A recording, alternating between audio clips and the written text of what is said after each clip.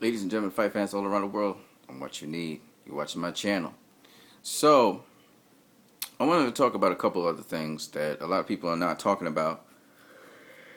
And, as I said before, you guys need to check out King Troy's channel. Troy Killertainment King. He's dope. He also, like me and several other boxers of his peers and his contemporaries, believe that Sean Porter won the fight, not Errol Spence. But that's besides the point. I mean, it was a great fight, and it didn't really matter. To the casual, Errol Spence won because he dropped Sean Porter. So it's all good. But this is what I want to address. I remember comparing Sean Porter versus Errol Spence to Marcus Maidana versus Floyd Mayweather. And, defense always wins you fights, as you know, at the highest level. And Troy King, he emphasized that point a lot. And he was somewhat critiquing Errol Spence's defense. And some of the critiques I took to heart, and some of the critiques, again, I disagreed with. One of the things he was talking about was that Errol Spence didn't catch and shoot a lot. He was keeping his defense up, and he would just go totally defensive, and he actually wouldn't throw. Now, he did do some catching and shooting, to be fair. When Sean Porter hit him on the arms, he would catch and shoot. But, yes, he didn't do enough catching and shooting. And, in fact, Sean Porter was the one doing more of the catching and shooting. Why I think a lot of us who picked Sean Porter who picked Sean Porter after we scored as the winner was because when we looked at the fight, Errol Spence was fighting a fight that he normally fight, which is infighting, but not the way how he normally fight.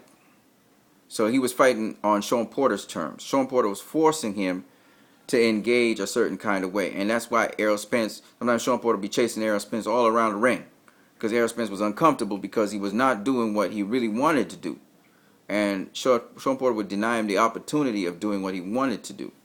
And so as a result of that, you had Errol Spence actually not going, he could not dictate the fight. He was not dictating. He was not controlling the fight. It was Sean Porter who was controlling the fight.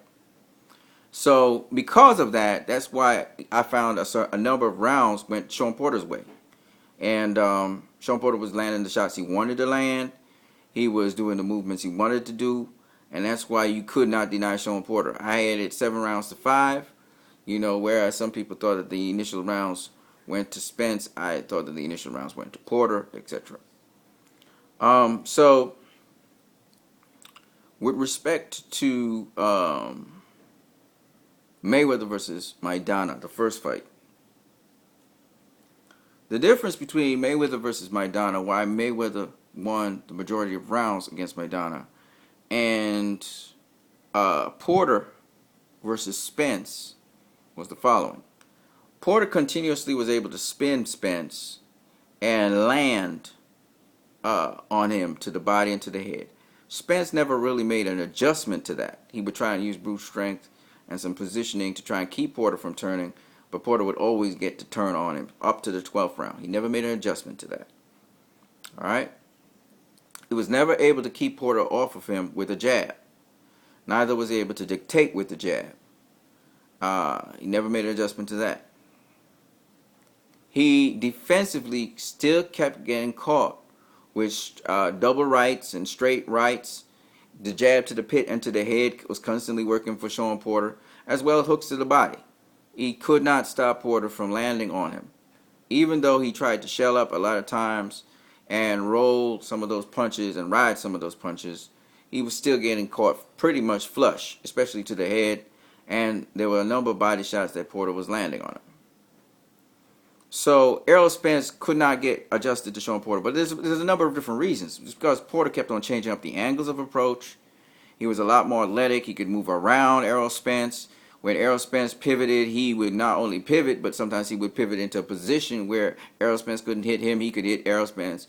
When Errol Spence was teeing off to the body, Sean Porter would pivot out the way of the shot, so that even though Errol Spence landed his power, the kind of power he really wanted to get in the shot, he couldn't get. Then again, Sean Porter, for the most part in the fight, kept his defense tight, so that when Errol was launching shots to his body, Errol was riding those punches or catching them, blocking them. And so that's why, not Errol, Sean, sorry. so that Sean was able to go on the inside and work when he needed to work. Is the only problem with Sean is he lapses in the defense at some point in the fight, and he gets caught with a left hook, and that's what hurts him. It's usually left hooks that hurt him, not rights. He got hurt with Danny Garcia. He got hurt by Adrian Broner. He got hurt by Keith Thurman, and he got hurt by Errol Spence. Late in fights, this usually happens. He lapses in concentration, drops his right guard just enough to get caught by a left hook. So he needs to keep his concentration and his defense on point all the way through fights. He does get caught flush too, but I think those punches he's bracing for. But he needs to keep his guard up at all times. So that is some of the things that happened in that fight, where Sean Porter had these sort of gifts and skills. And I think if he would have faced Floyd Mayweather, he would have given him all sorts of problems as well, seeing that he's an infighter. He doesn't need space. He cramps you for space. He just hustles you and cramps you for space. And I think he's a lot more accurate than Marcus Maidana. Now, Marcus Maidana had power. So here's what's happening. In the round one, Marcus Maidana took that first round. Took the second round. Floyd was now trying to come back and get adjusted to him, especially the overhand right. Floyd had no answer for it for at least 3 to 4 rounds. It was somewhere around the 5th round, 6th round, he made an adjustment where he started to dip like a la Pernod Whitaker, so he wouldn't get caught with the overhand right as often. Nonetheless, he still got caught in the fight, but by the 11th, 12th round, he wasn't getting caught with that. But he was still having to fight Marcos Maidana. In fact, he started emulating Marcos Maidana's style, catching him with the overhand right as well. Errol Spence didn't make the adjustments to Sean Porter's double rights and lead rights and shots to the body. He was just getting tagged up. Okay. Floyd made adjustments to Marcos Maidana's body work. By the 11th and 12th round, he was dominating and not letting Marcos Maidana do anything except for launch his jab, which was very successful, still catching him with the jab, pushing him back a bit. So it's these little adjustments that Floyd would do in fights that got him to win fights, got him to control the fight. In fact, Floyd controlled the fight so much that Marcus Maidana had to resort to dirty tactics, biting him and tackling him and punching him in the balls to stop him from getting his momentum so that he could really beat up Marcos Maidana, because in the later parts of the fight, Floyd was outboxing Marcos Maidana, period. And he was getting the control of the fight, and Marcos Maidana would break the fight up in little increments so Floyd wouldn't gain momentum. It wasn't that Floyd wasn't starting to control the fight, it was he wasn't getting momentum. In the case of Errol Spence Jr., that's not the case. Errol Spence Jr. was fighting Sean Porter's fight all the way through. And Sean Porter is the one that was dictating what he wanted to do. And in the 11th round, before he got dropped, Sean Porter was dictating what he wanted to do in that fight. Why I say all of this is because that's why I had Sean Porter winning the fight over Errol Spence. By a slim margin, but nonetheless, I had him winning. Whereas with Marcos Maidana versus Floyd Mayweather, I had Mayweather winning that fight. The other thing that was very important for people to understand is that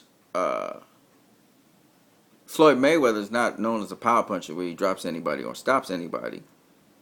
But in spite of that, Marcos Maidana became hesitant to perform his game coming on the inside as the fight progressed, because Floyd would counter him. There was no hesitancy by Sean. When Sean got hurt by Errol Spence in the 11th round, he came back even harder on Errol. And again, he was banging Errol, got him to the ropes, and he was banging on his body. Errol was countering as well, but Sean didn't give a damn. He just kept on coming. All right? So those are some of the things that you need to understand. And I think that in addition, actually, Marcos Maidana resorted to dirty tactics to try and get Floyd out of his rhythm.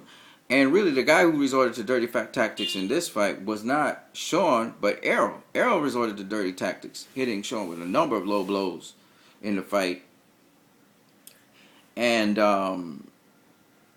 that showed that Errol Spence had to resort to dirty tactics because he was overwhelmed by what Sean was doing to him.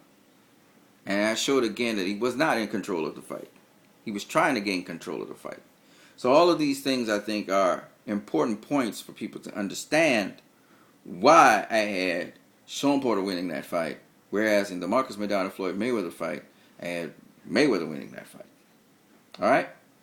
Alright guys, I'm going to go on to something else and talk about some more issues, but that's it for me now. Don't forget, you can subscribe to my channel, you can like my videos, you can comment, you can share, and most importantly, you can donate to my channel as well by Western Union or MoneyGram. You guys have a good one.